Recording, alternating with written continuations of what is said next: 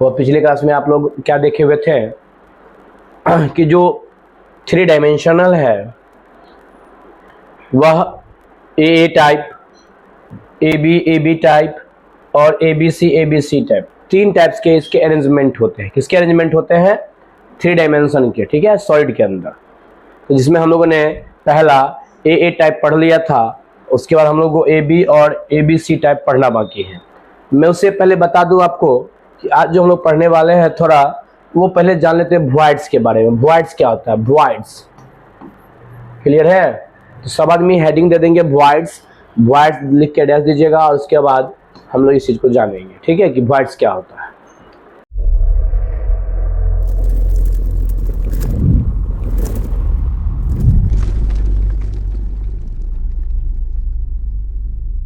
मैं ऋषिकेश कर्ण आप सभी का इस कर्ण केमिस्ट्री क्लासेज महाराजगंज मधुबनी में हार्दिक अभिनंदन करता हूं।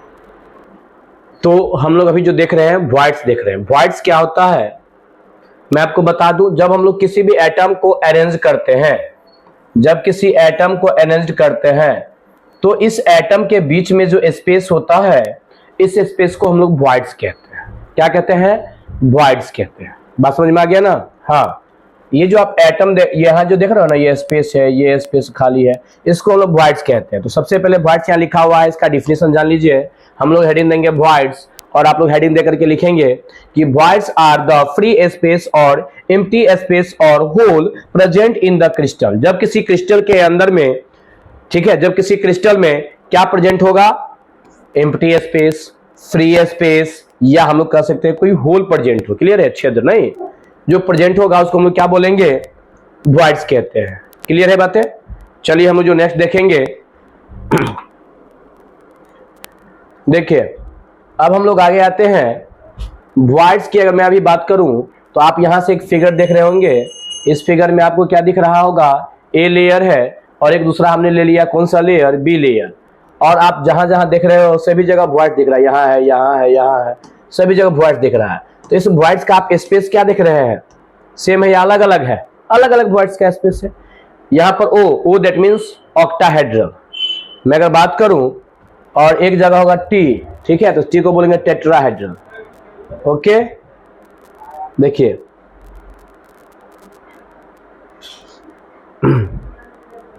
ओ है और जैसे ये वाला हो गया ओ और ये वाला हो गया टी, तो ओ को कहते हैं ऑक्टाहेड्रल और टी को कहते हैं टेट्राहेड्रल वॉइड्स। समझ गए? तो इसके शेप के ऊपर डिपेंड है। इसका शेप देख लो, इसका शेप देख लो, डिफरेंट है ना? सेम तो है नहीं, डिफरेंट है।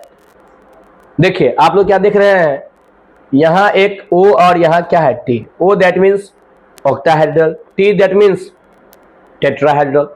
ऑक्टाहेड्रल क्या होता है? जो 6 स्फीयर से घिरे होते हैं, और टेट्राहेड्रल जो होते हैं वो 4 स्फीयर से घिरे होते हैं। तो आप यहाँ से देख सकते हैं क्या दोनों का शेप सेम है? क्या देख लीजिए तो, दिखाई दे रहा है क्या दोनों का वॉइड्स का जो शेप है? नहीं, ये जो एम्प्टी स्पेस यही वॉइड्स कहलाता है। तो सबका शेप अलग अलग है, तो इसीलिए भी हम लोग पढ़ेंगे there are 2 types of voids. ठीक है, 3D में हम लोग पढ़ रहे हैं कितने टाइप्स के वॉइड्स पढ़ रहे हैं? 2 टाइप्स के वॉइड्स। पहला वॉइड्स हम लोग पढ़ेंगे कौन सा वॉइड्स? तो टेट्राहेड्रल वॉइड्स। देखिए टेट्राहेड्रल वॉइड जो है ना वो 4 लेयर से, देखो यहाँ पर ये हो गया सेकंड स्फीयर, ये हो गया फर्स्ट स्फीयर, और ये हो गया थर्ड स्फीयर, और एक इसके ऊपर में आ रहा है जो ये है 4th स्फीयर। तो कहता है जो 4 स्फीयर से घिरा हुआ, अब यहाँ पर वॉइड्स है ना, ये वॉइड्स ये टी कहलाएगा। ठीक है, ये क्या है? टी आ गया। अब इसको हम लोग क्या बोलेंगे? Tetrahedral voids. क्या बोलेंगे? Tetrahedral voids. टेट्राहेड्रल वॉइड्स का मतलब क्या हो गया कि जो 4 स्फीयर से घिरा होगा उसको हम लोग टेट्राहेड्रल वॉइड्स कहेंगे। इसका डिफिनेशन देख लीजिए, टेट्राहेड्रल वॉइड्स का लिखा हुआ है, a tetrahedral voids is formed when 4th sphere is placed over the dispersion of 3 spheres। देखो ना, 3 स्फीयर्स के ऊपर से जो एक स्फीयर रखा गया हो गया 4 स्फीयर। ये जो 4 स्फीयर, इस 4 स्फीयर से जो मिलके बना होता है जो भी वॉइड्स, जो भी आपको फ्री स्पेस है या एम्प्टी स्पेस है क्रिस्टल के अंदर, उसको हम लोग बोलेंगे टेट्राहेड्रल वॉइड्स। क्या बोलेंगे? Tetrahedral voids. देखिए अगर बात करें टेट्राहेड्रल वॉइड्स में, अगर आपसे कोऑर्डिनेशन नंबर का से पूछा जाएगा, इसका कोऑर्डिनेशन नंबर क्या हो जाएगा टेट्राहेड्रल वॉइड्स का? 1 2 3 और ये 4 स्फीयर से घिरा हुआ, तो इसका कोऑर्डिनेशन नंबर 4 बोलेंगे हम लोग। क्लियर है बातें? देख लीजिए, देखिए ये एक स्फीयर हो गया, एक स्फीयर यहाँ पर हो गया, एक स्फीयर यहाँ हो गया और एक स्फीयर इस बीच में होगा। क्लियर है? आप देखिए इसको हम लोग क्या बोलते हैं, टी बॉयड्स, मतलब टेट्राहेड्रल बॉयड्स है। क्लियर है बात है, टेट्राहेड्रल बॉयड्स है। इसका दूसरा शेप आप ऐसे भी देख सकते हैं, ठीक है, आप ऐसे भी इसका शेप देख सकते हैं, देख रहे हैं ना, यह टेट्राहेड्रल बॉयड्स का शेप है, वो भी शेप था टेट्राहेड्रल बॉयड्स का, ये भी शेप है टेट्राहेड्रल बॉयड्स का, ठीक है, टेट्राहेड्रल बॉयड्स। और यहां जो हम लोग देखे तो ये भी क्या है, टेट्राहेड्रल बॉयड्स। क्लियर बात है। आप देखिए टेट्राहेड्रल बॉयड्स लोकेट कहां होगा, लोकेटिंग, ये टेट्राहेड्रल बॉयड जो है वो क्रिस्टल पर लोकेट कहां हो रहा है उसके बारे में हम लोग जान रहे हैं, लोकेटिंग टेट्राहेड्रल बॉयड्स।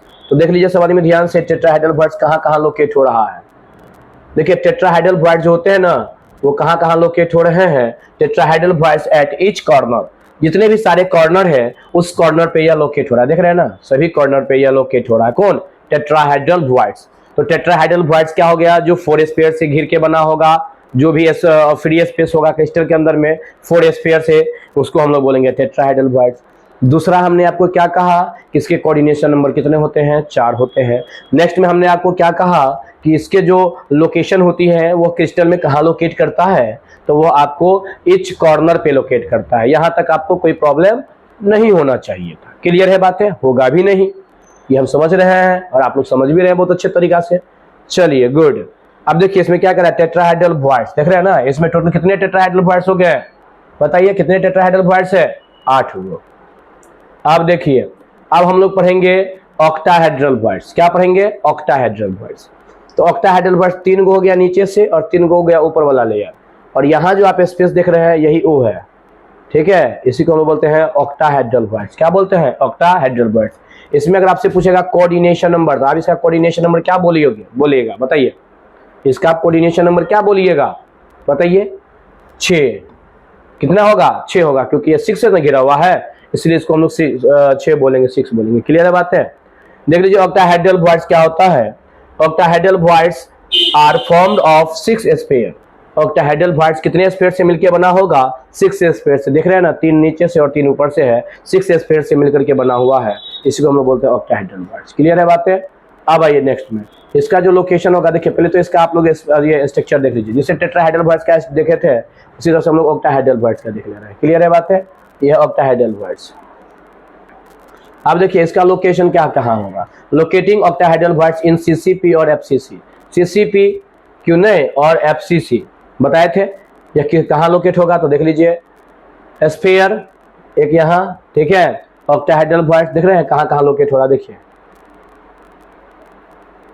कहाँ कहाँ लोकेट हो रहा है ऑक्टाहेड्रल बॉयड्स, देखिए यहाँ पर लिखा हुआ है octahedral voids at the edge center, और रेड स्फीयर जो है ऑक्यूपाई कर रहा है वो कौन चीज, फेस सेंटर। समझ गए, मतलब ऑक्टाहेड्रल बॉयड्स आपको जो है सो कहां पर, एज सेंटर पर, ये जो एज देख रहे हैं, ये जो एज देख रहे हैं इसके सेंटर पर, ये जो एज देख रहे हैं इसके सेंटर पर, ये जो एज देख रहे हैं इसके सेंटर पे, और इसके साथ साथ कहां कह रहा है, फेस, या फेस को भी ऑक्यूपाई कर रहा है। क्लियर है, कौन, ऑक्टाहेड्रल बॉयड्स। टेट्राहेड्रल बॉयड्स केवल लोकेट करता था किस पे, इसके कॉर्नर पे, लेकिन जो ऑक्टाहेड्रल बॉयड्स है वो कहां लोकेट करता है, इच क्या कहते हैं, एज पे, एज जो लेंथ है उसके सेंटर पे, और साथ ही साथ वो कहां, फेस पे लोकेट करता है। कोई दिक्कत है, फेस सेंटर्ड। अब देखिए नेक्स्ट में एमसीक्यू, कुछ क्वेश्चन जब हम लोग पढ़ रहे हैं उसका एमसीक्यू है, तो आपसे पूछ रहा है कि बॉयड्स आर, बॉयड्स क्या है, तो देखिए आपके पास 4 ऑप्शन है, होल है, या फ्री स्पेस इन क्रिस्टल है, या एम्प्टी स्पेस है, या ऑल ऑफ द एबव है, मतलब इनमें से सभी है। मैंने कहा था जो स्पेस होता है ये होता है, बॉयड्स होता है, क्या होते हैं, जल्दी बताइए क्या होते हैं। हाँ, आप लोग के मन में आंसर चल रहा है, मैं जान रहा हूँ, बस वो आप जो सोच रहे हैं वही आंसर है, बिल्कुल सही। और आपका आंसर होना क्या होगा, जान रहे थे, डी। आप लोग बोलिए रहे होइएगा, क्योंकि मैंने अभी आपको तुरंत बताया है, होल या फ्री स्पेस या एम्प्टी स्पेस, जो भी क्रिस्टल के अंदर में रहेगा उसी को हम लोग बोलेंगे बॉयड्स, इसलिए ऑल ऑफ द एबव आपका आंसर हो जाएगा। वेरी गुड, आप लोग जो बोल रहे थे तो समझ रहे थे। अगला क्वेश्चन देख लीजिए, आप लोग बताइए अगला क्वेश्चन का क्या होगा। क्या दिखा हुआ है, tetrahedral voids is made up of sphere. 4, tetrahedral void कितने से बना होता है, 4 से, सिंपल सी बात है। वेरी गुड, चलिए आप समझ रहे हैं, आप लोग हंस रहे हैं, हम समझ रहे हैं, सारी बात को समझ रहे हैं आप लोग, एकदम बढ़िया से समझ रहे हैं। अच्छा, ये तो आप लोग खुद बना दोगे, देखो पढ़ोगे, हम जानते हैं, गर्दा उड़ा दीजिएगा इस क्वेश्चन का। इस क्वेश्चन का तो आप लोग, octahedral voids are made up of sphere, जल्दी जल्दी, कम ऑन, आपसे पहले बता दे, नहीं तो 6 क्या हो जाएगा, 6। Octahedral 6, tetrahedral 4। कितने स्पेयर से वो बना हुआ था? 4। और ये कितने से बना हुआ है? ऑक्टाहेड्रल 6 से बना हुआ है, इसलिए इसका आंसर हो जाएगा 6। कोई दिक्कत है? नेक्स्ट में tetrahedral voids are number of sphere. Tetrahedral voids में कितने नंबर होते हैं स्फीयर के? बताइए। 4 होता है ना, वो डबल होता है। कैसा होता है जी? डबल होगा, इसलिए इसका आंसर हो जाएगा डबल। क्लियर है बातें? नेक्स्ट में पैकिंग इन सॉलिड। अब देखो 3 डायमेंशन में हम लोग आगे आ रहे हैं।